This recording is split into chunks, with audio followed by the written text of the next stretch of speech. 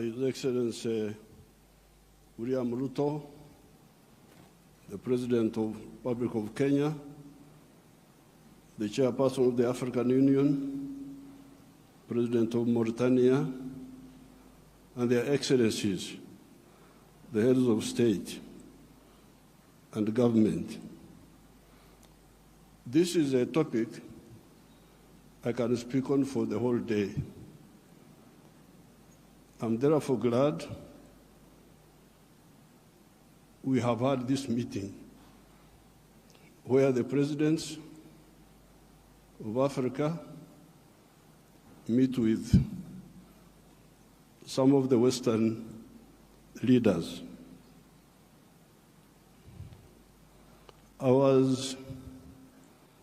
The crisis which is in Africa today is because of philosophical, ideological, strategic, economic mistakes, which we have been talking about since the 1960s. This is not an accident. When you see the crisis in many of the African countries, the collapse of states, we predicted this in the 1960s. Philosophical, ideological, strategic mistakes. I don't have time to amplify each one. But I was very happy to hear the President of the World Bank talking about prosperity instead of profiteering. These were his own words. That's what I picked. This has been the problem. Aid has been for profiteering. This has been the problem.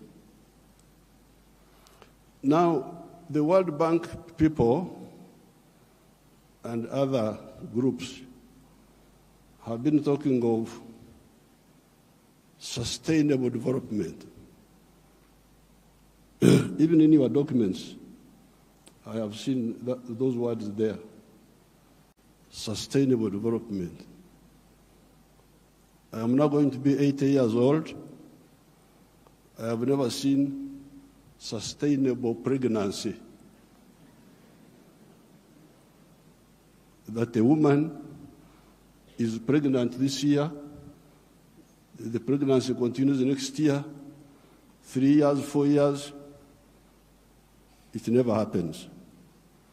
In life, pregnancy develops sustainably within the womb of the woman. Quantitatively, the baby is growing bigger and bigger. But at some stage, quantitative growth must be transformed into qualitative change. The pregnancy must become a baby. If the pregnancy remains pregnancy, the fetus will die. So therefore, I would even ask you to change those words in your documents. Africa does not need sustainable what? You could call it sustainable underdevelopment. Africa needs socio-economic transformation. The pregnancy must become a baby. The baby must grow and become a teenager. The teenager must grow. That's what happens in life. You cannot have quantitative growth and you think you are doing anything. The main reason why there is no growth is because the growth factors are not funded. They are not even understood. What are the growth factors? We now talk of private sector-led growth. Yes, but for the private sector to grow, what does it need? It needs low costs of production. Ministers of Finance, low costs of production. And what are the low costs of production? Number one, transport. You must have low transport costs. Where do low transport costs come from? From the railway. If you don't fund the railway, how will you get low transport costs? Wonderful people, Banco Mundial, IMF, all of these. Where will low cost of production come from if you don't have a railway? I have been here for the last 64 years. I've been watching as a student leader, as a freedom fighter, now as the leader of a country. How many railways have been constructed or funded in Africa? The few that have been was by China, the Tanzania Railway to Zambia, and recently China, another one here in Kenya, and then Tanzania on their own, they are building a railway line. So if you are talking of helping Africa, the railway, I don't want to be involved in any other words, no, please. The railway, because if you fund the railway, you will have low cost of transport, and you can produce products which are cheap, which can be bought in the world. So you audit how much funding, all these billions you are talking about, how much of it has gone to the railway. Audit it. The second cost pusher is electricity. If you don't find electricity and you talk about sustainable development, what are you talking about? Private sector-led growth. Maneno tu. Electricity, we must have low-cost electricity, not exceeding 5 cents per kilowatt hour. That's what I insist on in Uganda. I'm tired of all these stories. These neo-colonial civil servants who have been holding us back, I have put my foot down, say, I don't want to hear those stories. And Uganda is developing, and it will develop, because I don't entertain that nonsense anymore. Borrowing for what? Capacity building. Imagine. Seminars. They call you in a hotel, you eat chapati, you eat mandazi. They say that is capacity building. Capacity building should be on the ground, not just seminars. So, the second point, Excellence, is electricity. The third one, those people who talk about private sector-led growth, private sector-led growth. I have been trying to borrow money for our UDB, Uganda Development Bank, a bank which funds manufacturers. No, I don't get support for that. Instead, they want me to go, my people to go to commercial banks. But commercial banks cannot give, no, those commercial banks are to encourage imports. Because the only person who can borrow money and pay it back from a commercial bank is a trader who goes to China, goes to where, Dubai, brings products, sells them quickly, and pays back. So, if you are serious, I needed to hear about the low-cost funding for manufacturing. Not for stories, not for what, no, manufacturing.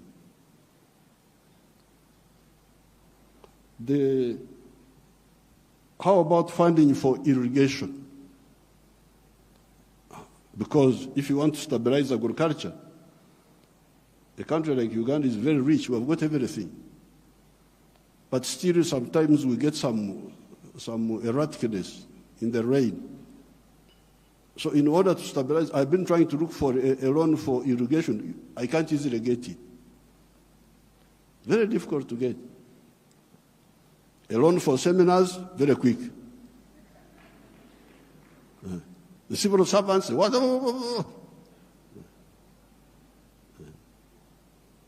But a loan for irrigation, you don't see. Now, finally, the loan for, I don't know the situation in other African countries, and I don't have time to talk for a long, I don't have opportunity to talk for long. But Uganda is a very rich country. But one of the problems we were having was that our people were outside the money economy. They were in what they call subsistence sector. They just produce for eating, produce for eating, produce for eating. Wanashughulikia tumbo tu. So I was looking for money. Please give me money to give coffee seedlings to these fellows who are just producing for the stomach, so that they can produce for the stomach, but also produce for the pocket, so that they join the money economy. You cannot imagine that by 2013, a few years ago, 68% of the homesteads in Uganda were still in the subsistence sector, in the non-money economy. You audit your countries. What is the situation? What is the percentage of the people? So I had now to use my own money because I couldn't borrow money from anybody. The loans are for capacity building, for, I don't know, sometimes they give for ICT, but ICT is a communication system, mainly. What are you going to communicate on that communication? How are you? Good morning. And you think that is communication. Why don't you have ICT linked with agriculture, linked with industry? Oh, now the digital. Are you eating computers? Have I seen anybody eating computers? Just running up and down. Maneno tu. So I was insisting that all these Ugandans must be in the money economy. 2013, not long ago, 68% of Ugandans were outside the money economy because Uganda is a very rich country. A fool can survive there. In other countries, fools die. But in Uganda, fools can thrive there. They just eat. He stays with his brothers. He eats. He goes from there to the sister. He eats. He's not earning anything, but he's eating. So we said, no, everybody must be involved in the money economy. We couldn't get any support for that. But we funded it ourselves. Each year, we spend about $300 million of our own to make these villagers join the money economy by producing for the stomach, but also for the pocket. And from 2013, I was now told that for the first time, 61% of the people are in the money economy of the homesteads. It is only 39% that are still out. You imagine those are still there, just eating, no money. So therefore, this meeting is, then you get your neo-colonial civil servants. They talk of import support. Imagine there is money for import support. Import support. The governor writes to me, reports, we have got import cover for so many months. But I don't want to import, I want to export. Why don't you tell me about import substitution and export promotion? Instead you are telling me of import support.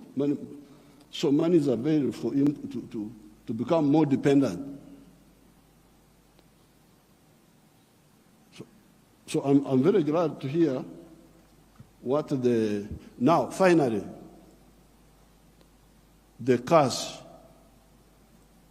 which we told our people about in the 1960s, we told them, part of the wars we fought in Uganda, we had to get rid of the neo-colonial groups which were there, which were stopping us from thinking. We had to get rid of them by force. But one of the problems was Africa producing raw materials, matière primaire, they call it in Français, matière primaire. Raw materials. Imagine coffee. The global value of coffee is $460 billion. All the coffee producing countries of the world, Brazil, us, all this, we only get 25 billion of that. Out of the 460 billion, the coffee producing countries get 25 billion. And Africa gets only 2.5 billion. 900 million of that comes to Uganda because Uganda produces a lot of coffee. A country like Germany, which has no coffee, earns $65 billion from coffee. So, this I sell a kilo of coffee, good grade coffee, $2.5. Somebody in London would get $241 from that 1 kilo. Okay, there are other costs on the way. I don't want to, because he's the owner of a restaurant and so on. But coffee roasting, coffee grinding, coffee packing must happen here in Africa. It must happen at source. The shirt I'm putting on is Ugandan cotton. I don't put on foreign clothes.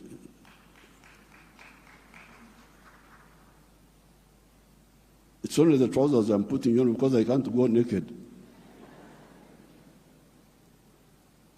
Because they have not solved that problem for me. So, if you look at cotton, how many job levels are there? Job levels. You grow the cotton. Okay, that one we do. Those jobs we do. We gene the cotton.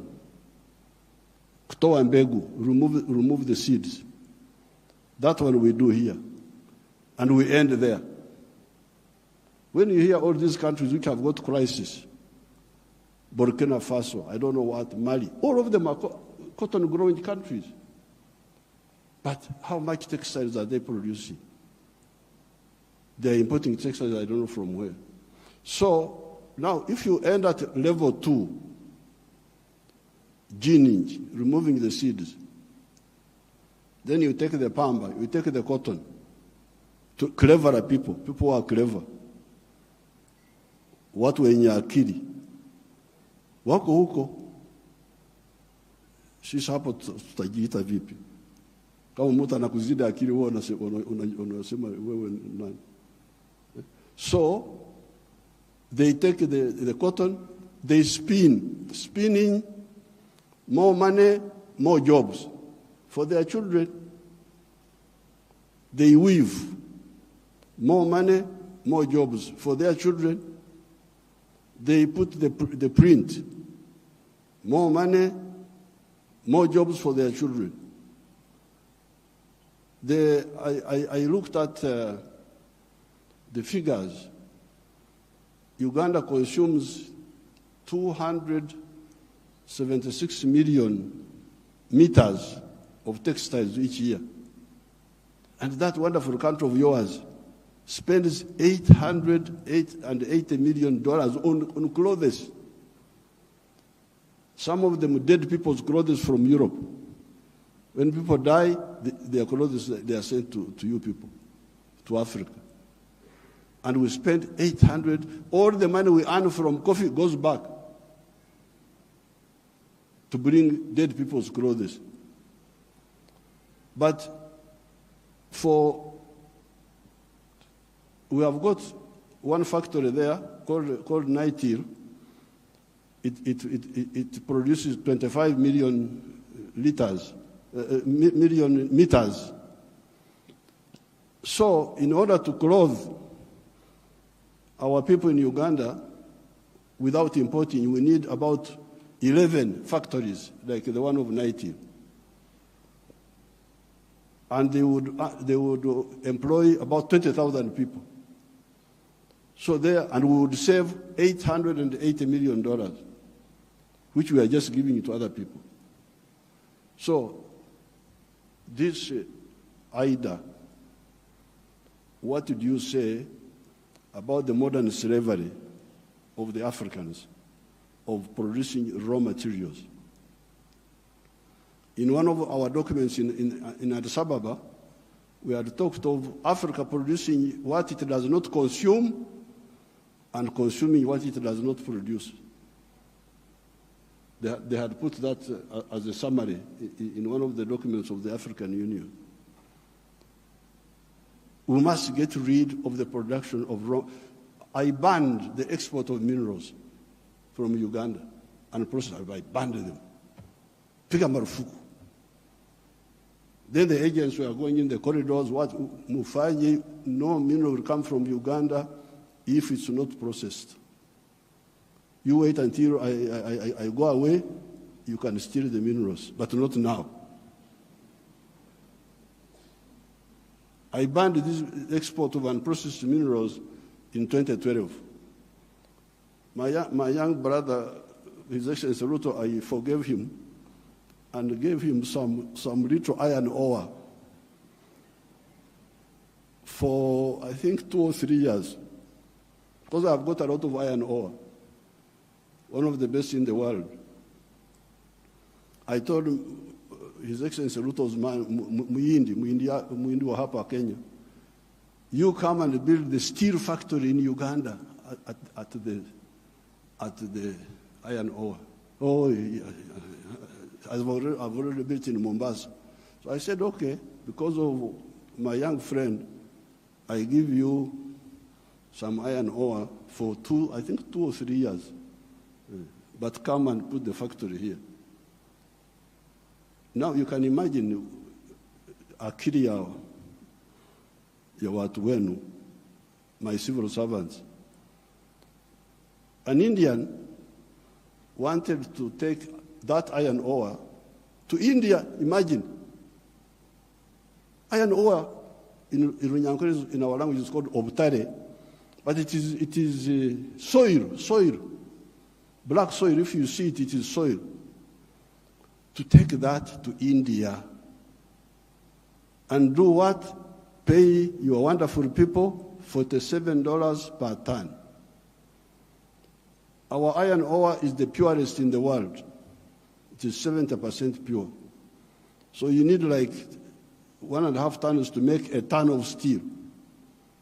Now, a ton of steel costs $700.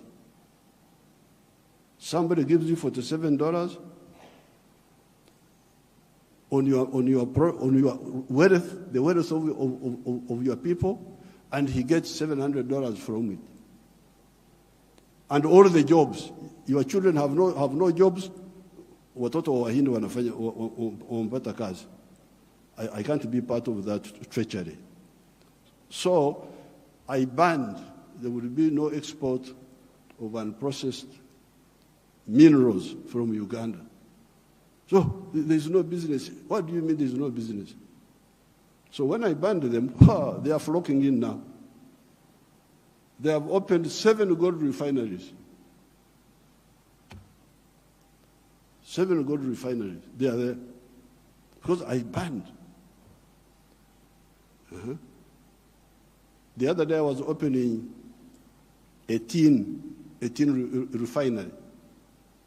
You can imagine this tin, and Sulu Samia may know where we were, the power station, both sides, the Uganda side and the Tanzanian side.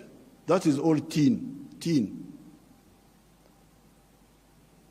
But all this time, imagine, since the British were here, they were taking, walikuwa wanachukua mawe tu, stones, because tin in nature is stone, looks like a stone. So they take that. And they give my people $11 per kilo. And they take it to cleverer people. For the cleverer people, they get $32. My people got 11, those people get $32. And all the jobs. So when I was opening the factory, I was asking the refinery, I was asking them, this boy who opened the factory is a Canadian. I was asking them, huyu Mkanada ameleta umeme wake? Has this Canadian brought his own electricity? No. Anatumia umeme wa kwetu. Ameleta maji yake ya factory?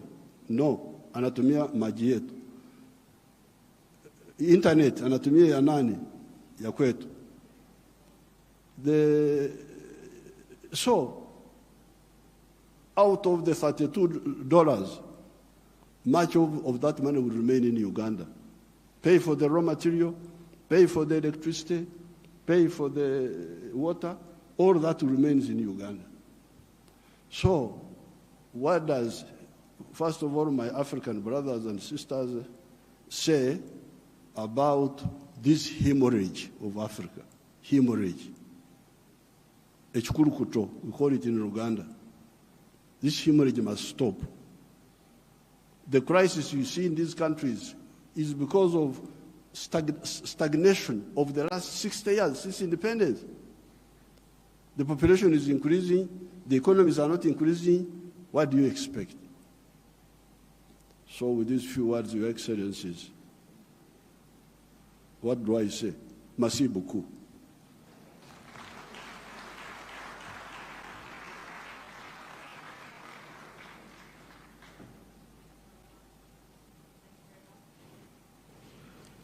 Thank you very much, Your Excellency, President Yoweri Museveni. May I call upon His Excellency, Professor Faustin Archange Touadéra, President of the Central African Republic, to please come and give some remarks. Bienvenue.